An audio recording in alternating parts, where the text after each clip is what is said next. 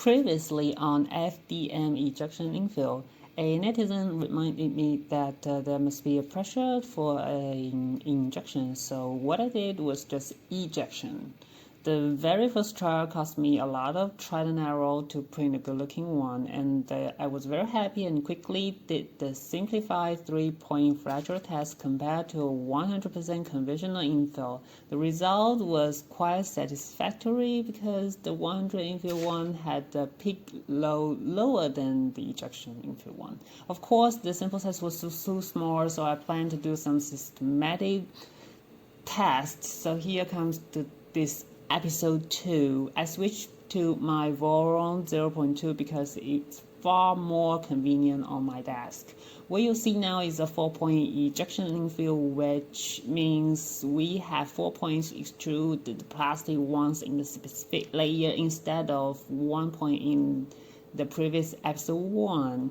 I adjust parameters and printed more. For example, on the extrusion value E, you can see that this one was obviously over extruded and there were nodes in the front of the cylinder. But actually it was about how to set your customized G code. This was ejection after layer change. You can see that this was not over extruded 5-point ejection infill, which added 1 point in the very center. Again, even if it was not over extrusion, ejection after layer change was bad looking. We should do it before layer change. Of course, I did the conventional 100% as a basic comparison. Then I found that my printer was surely over extruding all the time. You can check out the overlappings when it was doing the infill. Considering the over extrusion might compromise all my tests, I went to do the simplified 3-point test for all those specimens before printing more. This one is a 4-point ejection infill with a peak value load of 25 kg, and here is a 5.1, also about 25 at peak. But there, obviously, my hand scale was only capable of 22. Therefore, the results were not valid. And, some more broken hand scale. Yeah, this is a grid infill with 50%. This one is actually kind of interesting. It is a conventional 100 infill with an extruded machine, my Voron 0.2.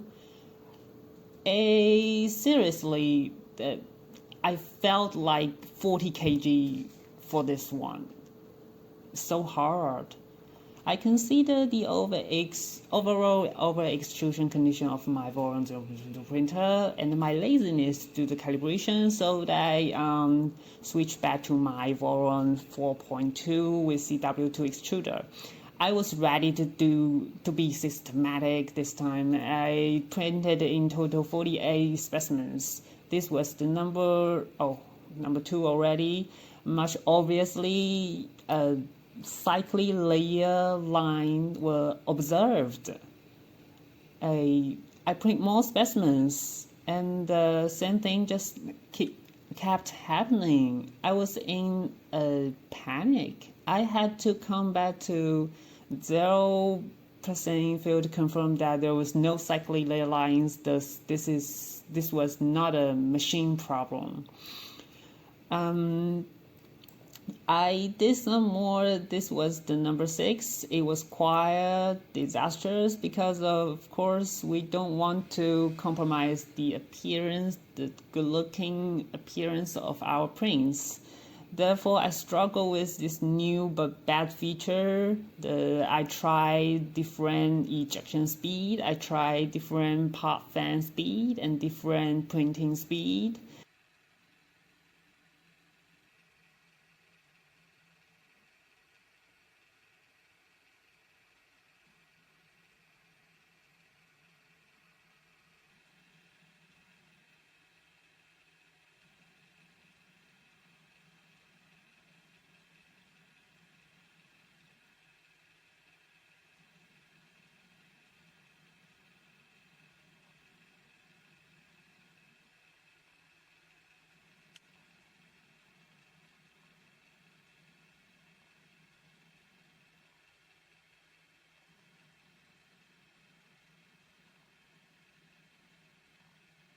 Well, at last, I just gave up. I printed another 100% infill to check this machine was over extruding or under extruding. Well, in my opinion, this Voron 2.5 was doing well and not under or over extruding. What do you think? I filmed all the printing process of all specimens. If you want to know the parameters of each specimen, you can check on the Google Sheet I shared. I will mention it at the end of this video. I pretty much enjoy watching it extruding so much plastic there at once and trying different parameters to balance the infill rate and the appearance. The major parameters was the penetration layer count, or call it penetration height. For example, for every 4 layers, I do one in ejection layer, then try to raise to every 6 layers, 8 layers, 10 layers, like that, to do a ejection layer. The second important parameters I tried was ejection point count. For example, at the ejection layer, I tried to extrude in 4 or 6 separate points with or without the center point. Well, you can just see it from the film rather than listening to my terrible explanation, I suppose.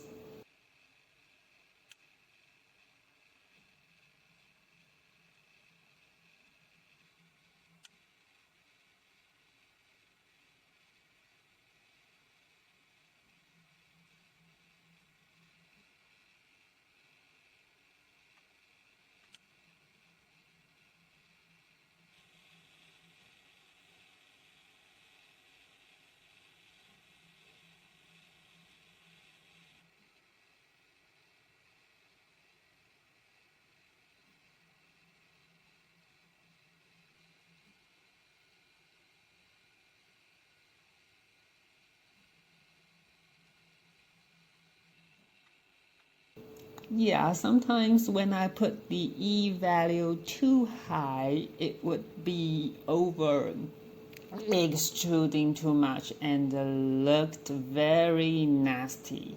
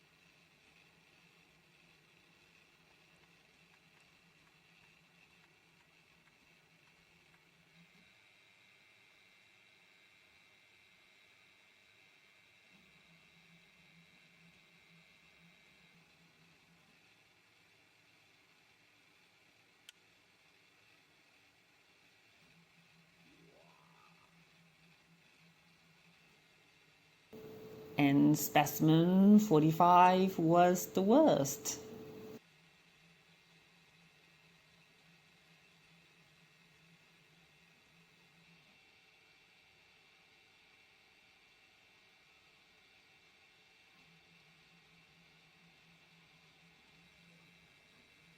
At the very last, the specimen 47 and 48, I tried to use the combine layer function provided in the Prusa slicer. It was quite not like what I imagined. I don't know if it was me setting the wrong thing or what. This very last one was combined layer infill with 5%.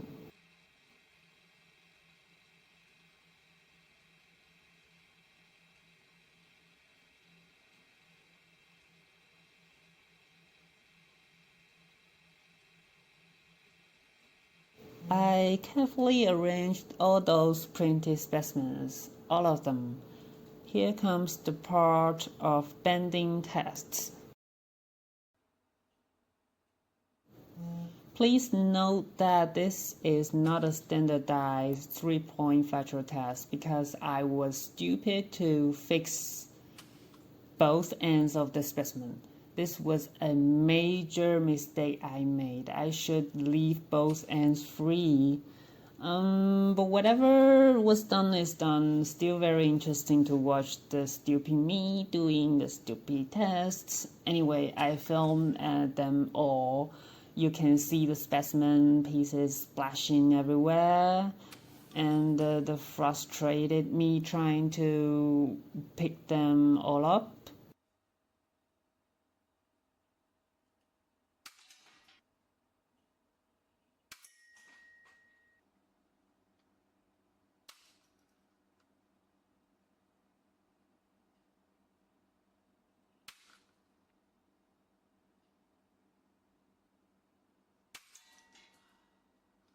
This whole task took me a total afternoon, like 2 or 3 hours. Well, mistaken, stupid, but happy.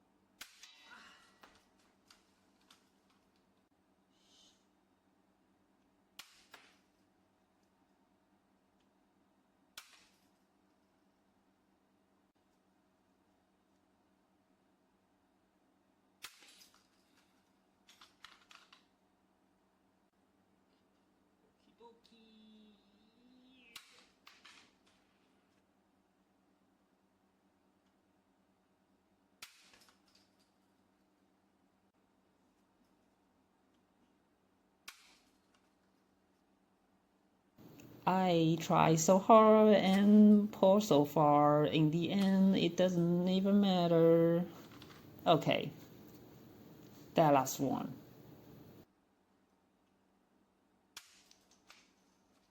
As mentioned, I collect all of them and, puzzled them up to observe the failure mode. And I am repeating saying this that this is not a standardized 3-point Fletcher test.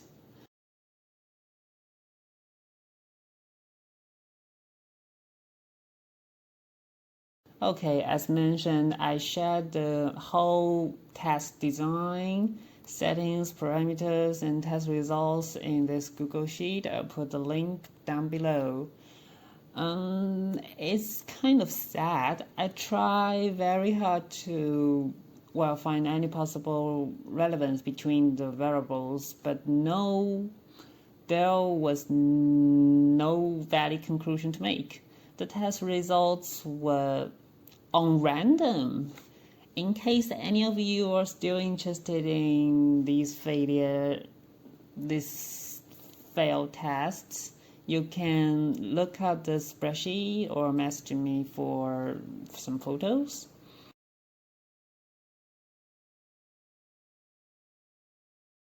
Okay, enjoying the story of my failure. Thanks for watching.